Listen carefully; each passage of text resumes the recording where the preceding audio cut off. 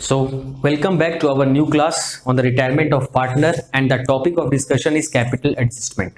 Capital adjustment को सिखाने के पीछे पर्पस ये है कि मेरे को 3 से 4 वैरायटीज के कैपिटल एडजस्टमेंट के सम आते हैं जो मैं आपको डिस्कस करूंगा, जिसमें से एक मैंने पहले वीडियो में ऑलरेडी डिस्कस कर दिया है।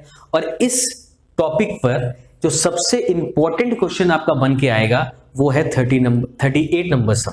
38 को जब मैं करूंगा तो बड़े ध्यान से समझना, बेसिक स्टेप्स पहले की तरह सेम रहेंगे, लेकिन कुछ सम यहां पर एडजस्टमेंट्स बदलेंगे। मैं रीड कर देता हूं। 38 में देखो, बलदेव है, हंस है, गोपाल है, 3 पार्टनर है, रेशियो है 3:1। लायबिलिटी और एसेट्स आपको दिए हुए हैं। इस बार एसेट्स पे गुडविल भी है जो हम राइट ऑफ करेंगे, रिजर्व्स भी है।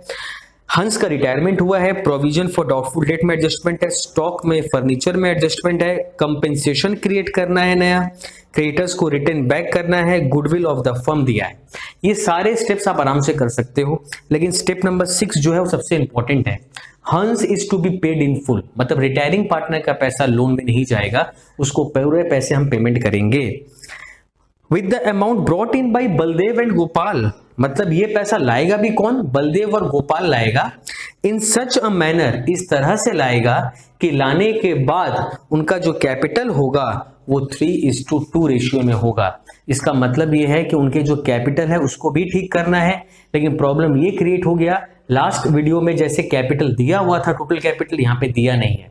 तो ये वैरायटी इंपॉर्टेंट इसलिए हो जाती है क्योंकि यहाँ पे आपको टोटल कैपिटल भी निकालना है और साथ ही साथ आपको उनके कैपिटल्स को प्रोपोर्शनेट भी करना है। तो चलिए करते हैं क्वेश्चन नंबर 38। आपको इसमें प्रिपेयर करना है as usual revaluation account, partner and balance sheet. So let's start with posting our step 1, that is bank. Bank मैंने हमेशा आपको कहा है जब भी कैपिटल एडजस्टमेंट रहे बैंक को ब्रैकेट में रखिए क्योंकि इसमें कुछ एडजस्टमेंट्स होंगे। डेटर्स को लिखिए इनर कॉलम में 25,000 लेस प्रोविजन ब्रैकेट में 300। उसके बाद स्टॉक है इनर कॉलम में 18,000। उसके बाद है फर्नीचर इनर कॉलम में 30,000। नेक्स्ट है मशीनरी, कोई एडजस्टमेंट नहीं है इसमें, तो सीधे आउटर कॉलम में ट्रांसफर करो, डेट इज 70,000। गुडविल को हमको पार्टनर्स में डिस्ट्रीब्यूट करना है, obviously in the old ratio, तो गुडविल को बांट देते हैं। पार्टनर्स हमारे थे BHG, तो रेशियो दिया हुआ है ओल्ड 3:2:1, तो उसी में डिस्ट्रीब्यूट करेंगे। 10,000 को डिस्ट्रीब्यूट करेंगे तो कितना आएगा? ये 5,000, ये आ जाएगा 4 × 3 एंड 1667। तो ये हो गया गुडविल का डिस्ट्रीब्यूशन। फिर आते हैं लायबिलिटी साइड में। First one is the creditors, तो क्रेडिटर्स पे इस बार एडजस्टमेंट है, तो सर इनर कॉलम में लिखेंगे 40,000। नेक्स्ट है बिल्स पेएबल, इसमें कोई एडजस्टमेंट नहीं है, तो इसको आउटर कॉलम में ट्रांसफर कर दो आप 6,000। उसके बाद आप कैपिटल बैलेंसेस लिखो 40, 40, 30, तो बाई बैलेंस BD 40, 40 एंड 30। साथ में इस बार रिजर्व्स भी है, तो रिजर्व्स को भी डिस्ट्रीब्यूट करेंगे। ओल्ड रेशियो में 12,000 दिया हुआ है, 6,4,2, 6,000, 4,000 एंड 2,000। ये हो गया हमारा पोस्टिंग। अब step 2, old ratio sir already दिया हुआ है, that is 3:2:1 and the partner are BHG। सबसे बड़ी बात क्या है, यहाँ पे रिटायर कौन हो रहा है? हंस रिटायर हो रहा है ये, और न्यू रेशियो इस बार आपको सब में दिया हुआ है 3:2, तो हम गेनिंग रेशियो आराम से निकाल लेंगे, that is new ratio minus old ratio. तो B और G की बात करते हैं, तो B का न्यू क्या है? 3/5, 2/5 माइनस 3/6 माइनस 1/6, तो एलसीएम लेंगे 13, 18 माइनस 15, दैट इज 3/30, तो ये आ जाएगा 12 माइनस 5, दैट इज 7/30, तो आपका गेनिंग आ गया 3:7। Step 2 complete. स्टेप 3 की तरफ मूव करते हैं हम लोग, दैट इज गुडविल। तो आपको टोटल गुडविल ऑलरेडी दे दिया है बुक में, तो टोटल गुडविल इज अराउंड 22,000, तो आप लिखोगे यहाँ पे 22,000। अब आप क्या करोगे? यहाँ पे H का शेयर निकालोगे, दैट इज 22,000 इंटू 2/6, तो h को 22,000 इंटू 2/6 देखते हैं कितना फिगर आता है। 22,000 दैट इज 7,333, तो यहाँ पर आ रहा है 7,333 और यहाँ पे हम लोग जर्नल लिखेंगे। इसको पैसे कौन देगा? बी, तो आप लिखोगे B capital, G capital to H capital, ये उनको पैसे देंगे। 7,333 पे लग दो और इसको बांट दो, तो 7,333 को बांटेंगे हम लोग, ये आ जाएगा 2,200 माइनस कर दो 51,333, तो अब इसको ट्रांसफर कर देते हैं अपने यहाँ पे 2h में। b के कॉलम में कितना आएगा? 2,200 और h के कॉलम में कितना आएगा? 5133। Again by b by g, ये मैंने काफ़ी बार आपको समझाया है। h के कॉलम में आप ट्रांसफर कर दो 2,200 5133, तो यहाँ तक तो हमारा गुडविल भी हो गया। अब सर क्या करना है? अब सिर्फ आपको करना है रिवोल्यूशन। रिवोल्यूशन पे आ जाते हैं सर। रिवोल्यूशन क्या क्या बोला है? प्रोविजन बोला है रेज बाई 1000, तो प्रोविजन को रेज कर दो भाई 1000 से, दैट इज 1300 हो जाएगा। माइनस कर दो आप, कितना आ जाएगा? ये 23,700। अगेन प्रोविजन को 2 में लिखेंगे अपने, दैट इज 2 प्रोविजन 1000, क्योंकि यहाँ पे बोला है increased by, raised by, that is stock to be brought down. Stock को रेज करो, कितना से ब्रॉट डाउन करना है? बाई 10%, दैट इज 1800, तो ये हो जाएगा 16,200।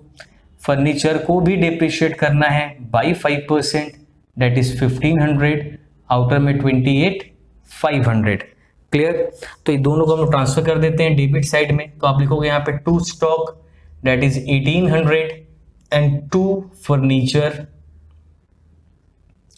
दैट इज 1500, ये हो गए।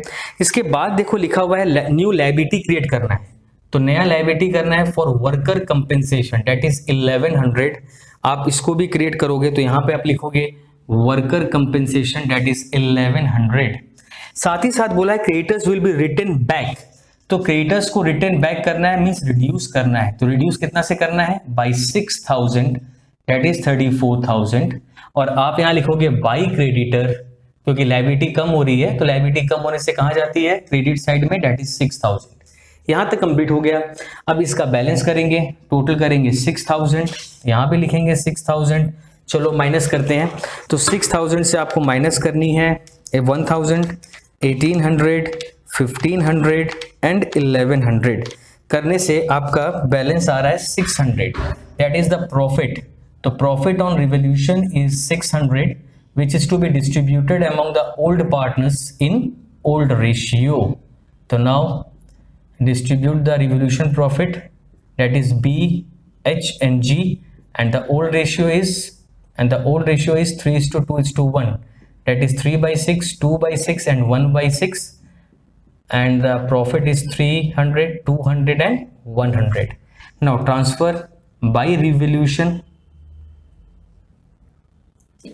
that is 300, 200 and 100। देखो यहां तक तो आप सब जानते हो और कुछ नया मैं आपको नहीं सिखा रहा। अब आती है बात किस तरह की? कैपिटल एडजस्टमेंट की। कैपिटल एडजस्टमेंट करना कैसे है सर, ये सीखते हैं। देखो कैपिटल एडजस्टमेंट में बोला गया है कि आपको यहां पर करना क्या है? आपको सबसे पहले इस बात का ख्याल करना है कि जो रिटायरिंग पार्टनर है, जो ये एच रिटायर हो रहा है, इसको पूरे पैसे देने हैं। तो सारा सम तो कंप्लीट हो गया, तो सर इसको बैलेंस कर ही लो आप। 44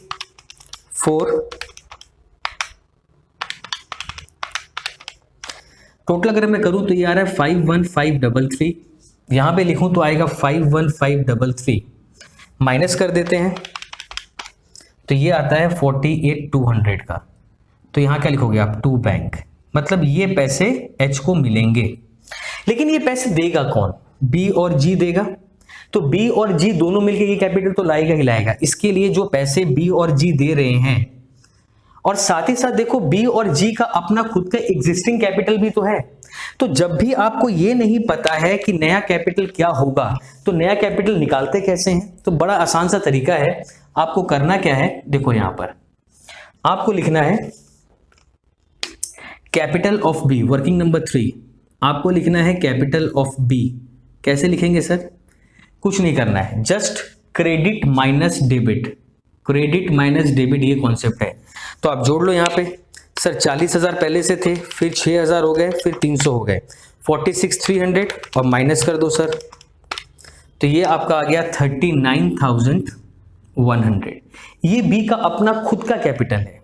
फिर कैपिटल ऑफ जी निकालो, जो दूसरा एग्जिस्टिंग कैपिटल पार्टनर है, 30,000, 2,000, 100, माइनस 1,667 माइनस 5,133।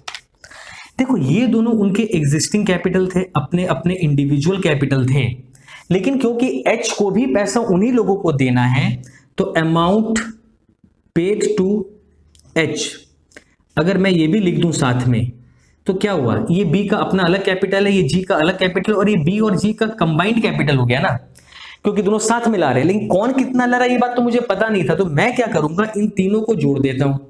तीनों को जोड़ने से अपने को क्या मिल जाएगा पता है? Total capital. देखो ये जो पैसे हैं, ये टोटल पैसे बी और जी के बिजनेस में लगे हुए हैं। अब इसको हम लोग क्या करेंगे, न्यू रेशियो में बांट देंगे।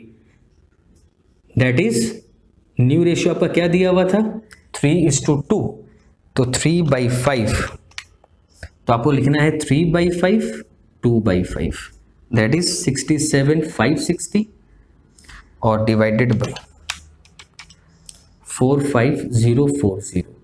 ये उनका एग्जिस्टिंग मतलब एडजस्टेड कैपिटल ये होना चाहिए।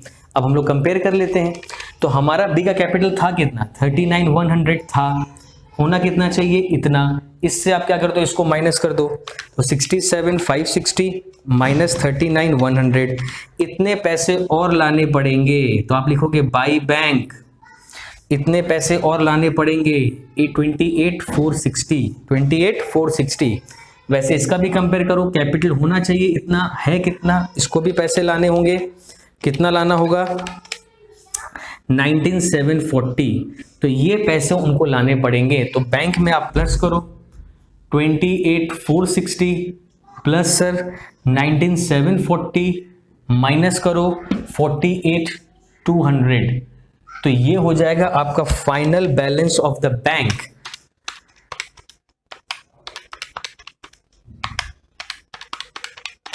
तो आपका फाइनल बैलेंस वापस 18,000 आएगा, क्योंकि वही लोग पैसे ला रहे हैं, इसलिए बैंक से कुछ भी यूज नहीं हुआ। तो अब इसको टोटल कर लेते हैं, अपने टोटल कर लो 46,000, 74,760, यहां भी लिखो 74,760, माइनस कर दो 2 balance C D, that is 67,560। Clear?